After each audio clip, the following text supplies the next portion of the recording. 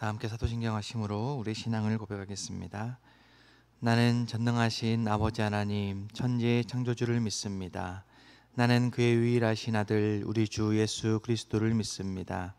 그는 성령으로 잉태되어 동정녀 마리아에게서 나시고 본디오 빌라도에게 고난을 받아 십자가에 못 박혀 죽으시고 장사된 지 사흘 만에 죽은 자 가운데서 다시 살아나셨으며 하늘에 오르시어 전능하신 아버지 하나님 우편에 앉아 계시다가 거기로부터 살아있는 자와 죽은 자를 심판하러 오십니다. 나는 성령을 믿으며 거룩한 공교회와 성도의 교제와 죄를 용서받는 것과 몸의 부활과 영생을 믿습니다. 아멘. 찬송가 126장 찬양하시겠습니다.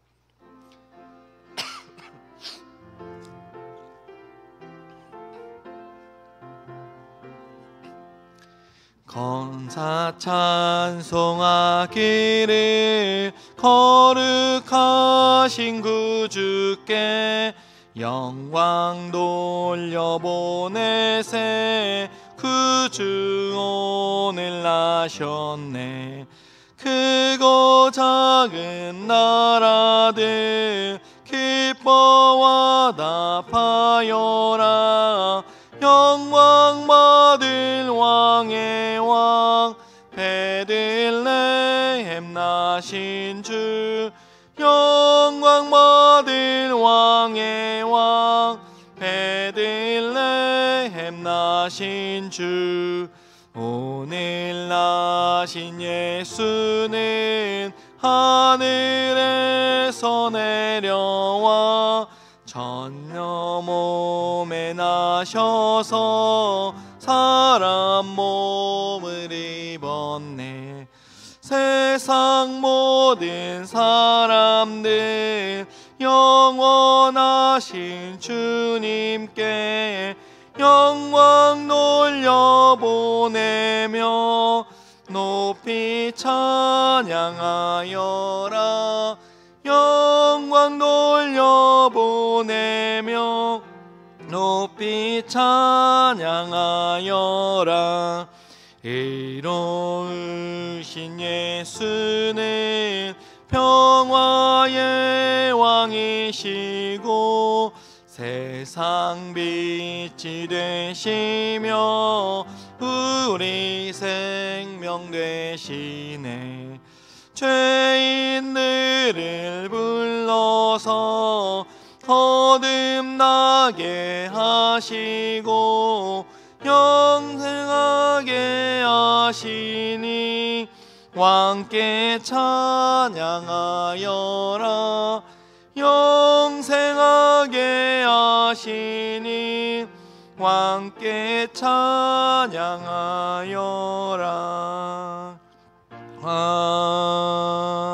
아멘. 기도하겠습니다. 사랑의 하나님, 은혜 가운데 성탄절을 보내게 하시고 지난밤에도 저희들을 지켜주시며 이른 아침부터 주님을 다시 한번 찬송하며 시작하게 하시니 감사를 드립니다. 거룩하신 주님을 따라 살아가는 저희들이 오니 저희들의 오늘의 삶도 거룩한 삶이 되기를 원합니다. 하나님 함께하여 주심으로 말미암아 오늘도 하나님의 말씀과 기도로 거룩하여지는 귀한 한 날 되게 하여 주시옵소서. 임마누엘로 이 땅에 오신 예수님의 이름으로 기도합니다. 아멘. 오늘 하나님의 말씀은 요한계시록 5장입니다. 요한계시록 5장 1절부터 14절까지 말씀입니다.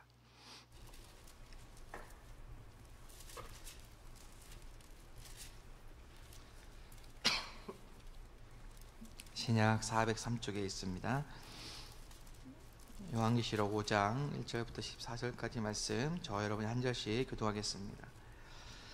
내가 보매 보좌에 앉으신 이의 오른손에 두루마리가 있으니 안팎으로 썼고 7인으로 봉하였더라.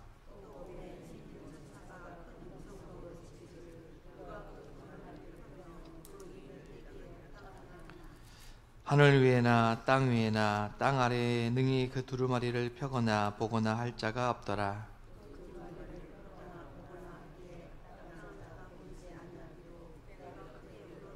장로 중에 한 사람이 내게 말하되 울지 말라.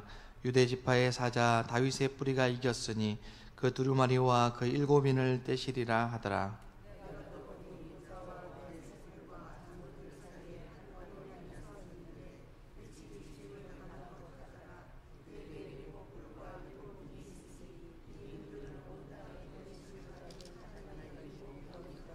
그 어린 양이 나와서 보좌에 앉으신 이의 오른손에서 두루마리를 취하시니라.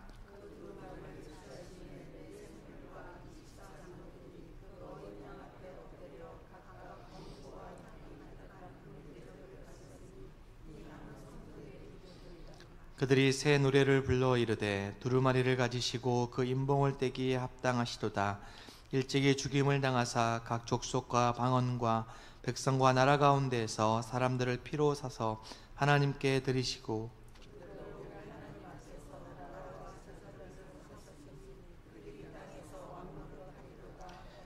내가 또 보고 들음에 보좌와 생물들과 장로들을 둘러선 많은 천사의 음성이 있으니 그 수가 만만이요 천천이라.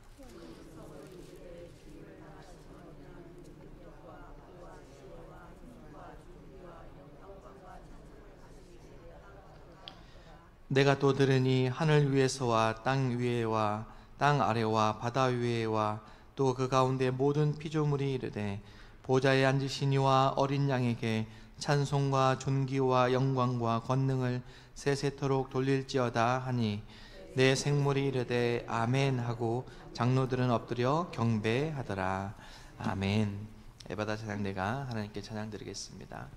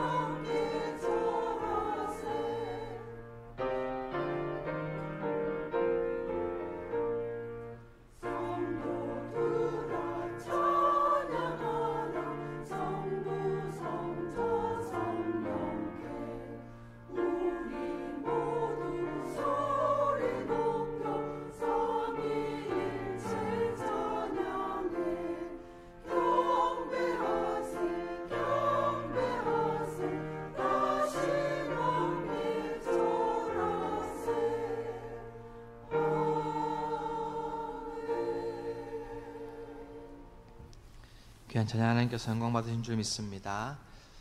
오늘도 우리를 위해 이 땅에 오신 예수님을 우리의 왕으로 여기며 섬기며 경배하며 그렇게 하나님의 나라를 살아가시는 저와 여러분 되시기를 바랍니다. 우리 하나님께서 함께 하십니다. 오늘은 공동체 성경 읽기 361회차입니다. 요한계시록 5장부터 8장까지 또 시편 51편을 함께 읽고 묵상하는 날입니다. 어제부터 요한계시록을 읽고 묵상하고 있는데 이제 마지막 책이니까 여러분 집중해서 잘 읽어 나가셔서 유종의 미를 거두시면 좋겠습니다. 공동체 성경 읽기를 하니까 좋은 게 있는데요.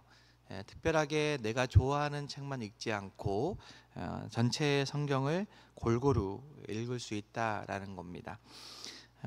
그래서 근데 이제 요한계시록을 어떤 다른 성경보다 특별한 책으로 여기는 분들이 많이 있는 것 같습니다. 물론 요한계시록은 많은 상징들과 비유들이 가득하기 때문에 그 내용이 쉽지는 않습니다. 그래서 혹 요한계시록을 잘못 읽다가 이단에 빠지게 되지는 않을까 우려가 돼요. 웬만하면 요한계시록을 읽지 않으려고, 근처에도 가지 않으려고 하는 분들이 많이 있습니다. 하지만 성경 66권 중에서 어떤 성경도 더 우월하거나 더 중요한 것은 없습니다. 하나님께서 우리에게 주신 성경 66권은 모두가 다 동일한 하나님의 말씀이고 그 중요도는 다 똑같다라는 겁니다. 우리가 밥을 먹을 때 편식하지 않고 골고루 먹는 것이 우리 몸에 좋듯이 하나님의 말씀도 성경 66권의 말씀을 골고루 잘 섭취하는 것이 우리의 영적인 건강에도 아주 좋다라는 겁니다. 요한계시록은 초대교회가 로마에 의해서 박해를 받고 있을 때, 특별히 황제 숭배를 강요당하고 있을 때에 기록한 서신입니다. 요한계시록은 박해로 인해서 힘들어하고 있는 초대교회를 향해서 그 박해가 끝이 아니다라는 것을 말씀해 주면서 소망과 또 위로와 격려를 주는 아주 중요한 하나님의 말씀입니다. 이 전체적인 내용을 구분하자면 학자들마다 견해가 좀 많이 다르지만 크게 세 부분으로 서론, 본론, 결론으로 나눈다고 한다면 서론 부분이 1장부터 3장이라고 할 수 있습니다. 그러니까 1장 1절에는 아포칼립시스라고 계시라라고 외치면서 시작합니다. 즉 예수 그리스도의 계시다라고 말씀하면서 크게 외치면서 이 글을 읽고 있는 사람들에게 주목시키면서 특별히 1장부터 3장까지는 소아시아에 있는 7 교회들에게 보내는 편지 말씀들이 기록되어 있습니다. 이어서 4장부터 16장까지 아주 길게 심판에 대한 환상들이 펼쳐지게 되는데 요한계시록의 본론 부분이라고 할 수 있습니다. 오늘 함께 읽은 5장을 포함해서 4장과 5장은요, 앞으로 펼쳐지게 되는 6장부터 나오게 되는 심판에 대한 배경이 되는 그런 말씀들이라고 할 수 있습니다. 그러니까 본론 안에서의 서론이라고 할 수 있는 곳이 바로 4장과 5장입니다. 앞서 3장까지는 땅에 있는 교회들에게 초점이 맞춰져서 말씀한 것이라면 4장과 5장은 시선을 돌려서 하늘을 바라보고 있습니다. 하늘에 있는 교회, 그리고 하늘에 있는 계시는 분에게 초점이 맞춰져서 그 안에서 이루어지고 있는 예배가 어떻게 진행되고 있는지에 대해서 말씀해 주고 있습니다. 먼저 4장에서는 하늘 보좌에 앉으신 이, 즉 성부 하나님에 대한 예배를 보여주고 있습니다. 그리고 5장에서는 어린 양 되시는 성자 예수님에 대해서 초점을 맞추어 예배를 하고 있는 것을 보여주고 있고, 5장 마지막에는 보좌에 앉으신 이와 어린 양에게 동시에 예배하는 장면으로 마무리되고 있습니다. 다시 한번 말하자면 4장에서는 보좌에 앉으신 이 성부 하나님 앞에 초점이 맞춰져 있고, 5장에서는 성부 예수님, 성자 예수님, 보좌의 어린 양이신 성자 예수님께 초점이 맞춰져서 예배하고 있습니다. 지금 이 요한계시록을 받아 읽고 있는, 그리고 듣고 있는 초대교회 성도들에게 그들의 삶의 자리가 어떠한가를 먼저 알 필요가 있습니다. 이 요한계시록을 받아 들고 있는 이 성도들은 지금 로마의 통치 아래서 로마 황제를 숭배하라라고 강요를 받고 있고, 그것으로 인해서 환난과 핍박을 받고 있는 그런 상황입니다. 로마 사람들에게 있어서 보좌에 앉으신 이라고 하는 것은요, 오직 황제뿐입니다. 신의 아들이라고 불리는 황제만이 보좌에 앉아 계시는 분입니다. 그런데 요한은 하늘이 열리는 환상 속에서 진정으로 보좌에 앉아 계시는 분이 누구신가를 보게 됩니다. 로마의 황제와는 대조적으로 진정으로 이 땅을 통치하시는 분이 바로 전능하신 하나님이심을 선포하며 이 요한계시록의 본론을 시작하고 있습니다. 이 하나님은 전에도 계셨고 이제도 계시고 장차 오실 분이시고 또 만물을 창조하시고 그 만물을 주님의 뜻대로 통치하고 계시는 분이시다라는 것을 온 세상과 또 신구약의 교회 공동체가 함께 하나님을 예배하고 있는 것이 바로 4장의 모습입니다. 그리고 5장에 보니까 5장 1절에 보니까 그 보좌에 앉으신 이가 오른손에 두루마리가 있다라고 말씀하고 있습니다. 그 두루마리 안팎에는 글씨가 쓰여져 있는데 7개의 인으로 봉해졌다라고 말씀합니다. 이 두루마리가 바로 보좌에 앉으신 이의 오른손에 있다라는 것은요, 이 오른손은 주권을 의미하는 것인데 이 두루마리에 쓰여져 있는 내용들이 바로 하나님의 주권에서 결정된 것이라는 것을 보여주고 있습니다.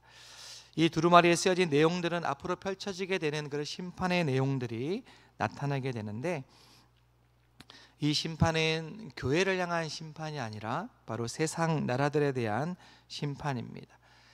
세상 나라들에 대한 심판은 곧 하나님의 나라가 하늘에서 이루어진 것 같이 이 땅에서 이루어지는 것을 보여주고 있는 아주 중요한 것이라고 볼 수가 있습니다. 세상을 향한 심판이라면 곧 교회를 향해서는 바로 구원하고 구속하시는 것을 대조적으로 보여주고 있습니다. 문제는 이 두루마리, 봉인되어 있는 이 두루마리를 누가 그 인을 떼어서 펼쳐 읽을 수 있느냐라는 겁니다.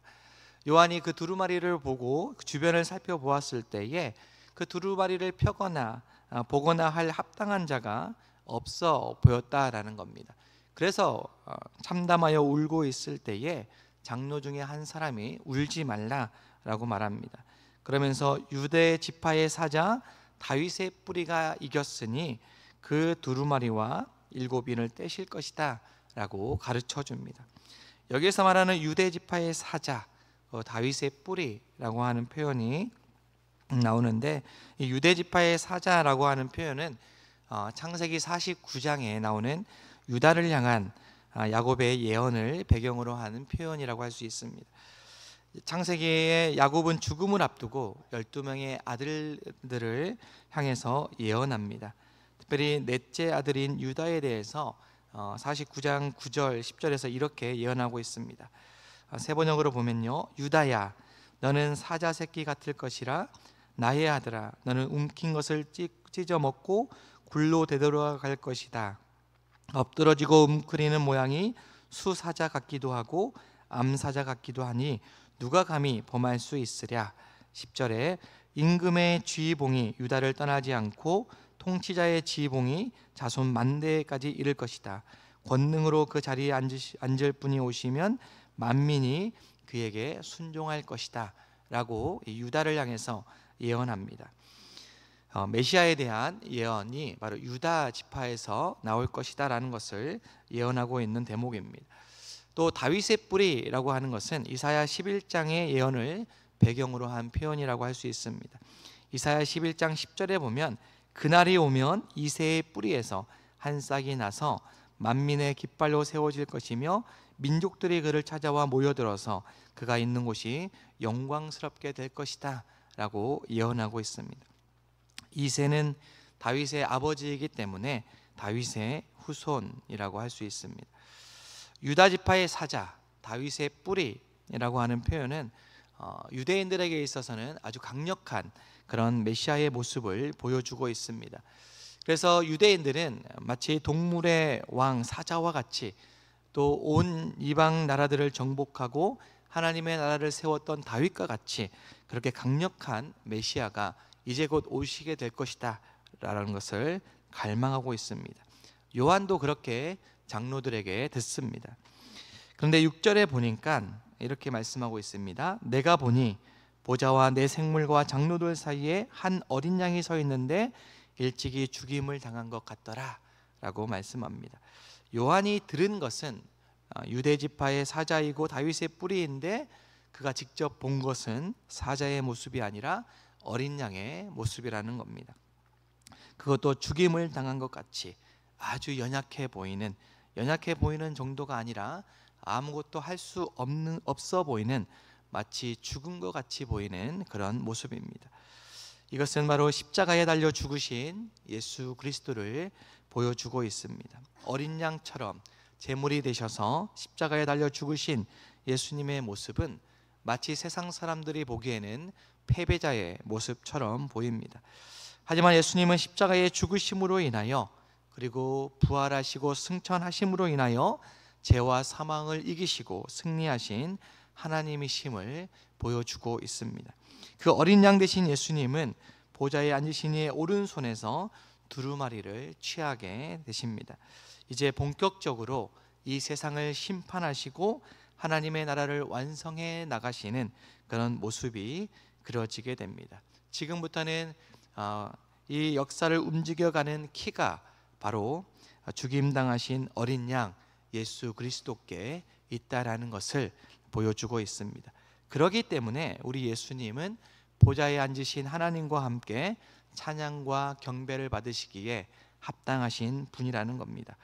오늘 12절의 말씀에 보니까 죽임을 당하신 어린 양은 능력과 부와 지혜와 힘과 존귀와 영광과 찬송을 받으시기에 합당하다라고 하늘의 수만의 천사들이 찬양하며 경배합니다. 그리고 13절에 보니까 모든 피조물들이 이렇게 찬양합니다. 보좌에 앉으신 이와 어린 양에게 찬송과 존귀와 영광과 권능을 세세토록 돌릴지어다 라고 찬양합니다. 여러분, 오늘 우리 요한계시록의 말씀을 묵상하면, 또 제대로 묵상하면 저와 여러분이 하나님을 찬양하고 예배할 때에 마음가짐이 달라지게 됩니다. 여러분은 어떤 마음으로 하나님을 예배하고 계십니까? 하나님을 어떤 분으로 생각하시면서 예배하고 있는가를 생각할 때에 이 요한계시록이 여러분에게 귀한 도구가 된다라는 겁니다. 올 한 해 참된 예배자로 살자라는 표를 가지고 한 해를 달려왔는데, 마지막 이 요한계시록을 잘 묵상하시면서 수만의 천사들과 모든 피조물들에게 찬양을 받으시는 보좌에 앉으신 하나님과 어린 양 되시는 예수 그리스도를 더욱더 깊이 묵상하시고 생각해 보시기를 바랍니다. 이 세상에서 우리가 진정으로 찬양하고 예배해야 할 대상은 오직 하늘에 계시면서 이 땅을 통치하고 계시는 하나님밖에 없음을, 또 우리를 구속하여 주시는, 또 이 땅에 다시 오셔서 하나님의 나라를 완성하실 예수 그리스도밖에 없음을 기억하시면서 그렇게 계속해서 참된 예배자의 삶을 살아가게 되시는 저와 여러분의 오늘의 삶 되시기를 주님의 이름으로 기원합니다. 함께 기도하겠습니다. 하나님, 이 세상을 통치하시는 분이 오직 보좌에 앉으신 이와 또 두루마리의 인을 떼시기에 합당하신 어린 양 되시는 예수 그리스도이심을 고백하며 예배하는 저희가 되게 하여 주시옵소서. 저희의 예배가 추상적인 예배가 아니라, 땅에만 초점이 맞춰진 예배가 아니라 눈을 들어 하늘을 바라보며 하나님의 나라를 꿈꾸며 예배하는 자가 저희가 되게 하여 주십시오라고 기도하시고, 또 육신적으로 정신적으로 연약함을 가지고 있는 지체들을 위해서, 또 위기 속에 있는 이 나라와 정치를 위해서 함께 기도해 주시기를 바랍니다. 기도하겠습니다.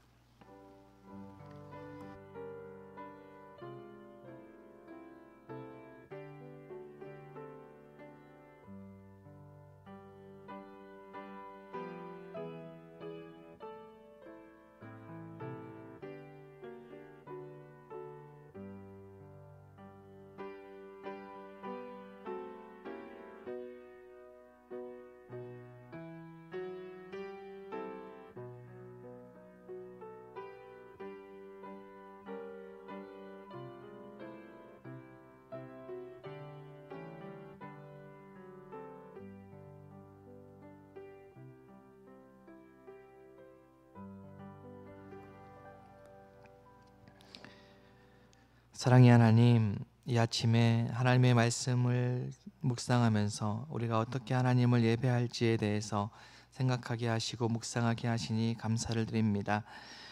우리의 모든 것들을 통치하시는 성자 예수 그리스도 앞에 우리가 온전히 드릴 수 있는 저희가 될 수 있도록 인도하여 주시고, 오늘 하루 주님을 더욱더 묵상하며 깊이 하나님을 예배하며 경배할 수 있는 저희 모두가 되게 하여 주시옵소서.